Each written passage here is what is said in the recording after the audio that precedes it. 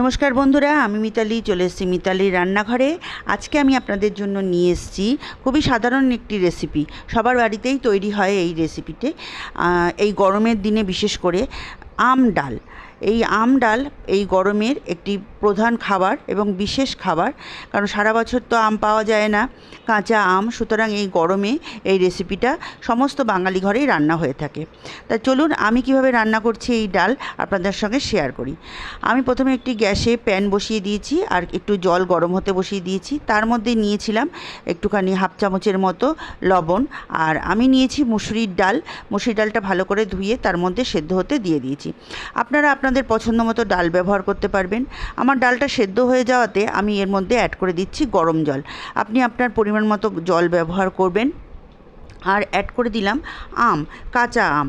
ডাল অনুসারে আপনারা আম ব্যবহার করবেন এবং আমের টক অনুসারেও আম ব্যবহার করবেন। আম ডাল বেশি টক হয়ে গেলেও ভাল লাগে না, আবার টক না হলেও ভাল লাগে না। এরপর আমি পরিমাণ মতো লবণ অ্যাড করে দিলাম, দিয়ে একটু হালকা করে ঘেঁটে দিচ্ছি যাতে আম থেকে একটু একটু করে ভেঙে বেরিয়ে আসে। তাতে ডালটা একটু টকটকও হবে আর একটা আমের ফ্লেভারও বেরোবে। দিয়ে দিলাম হাফ চামচের মতো হলুদ দিয়ে এবার আমি ঘেঁটে দিলাম। এরপর আমি দেবো ফোড়নের জন্য আমি আলাদা একটা জায়গায় 4-5টা শুকনো লঙ্কা আর কালো সর্ষে আমি এর মধ্যে ব্যবহার করেছি। ফোড়নটা হয়ে গেলে আমি ডালের মধ্যে ছক দিয়ে দিলাম। এরপর আমি এটাকে ঢাকা দিয়ে দেবো।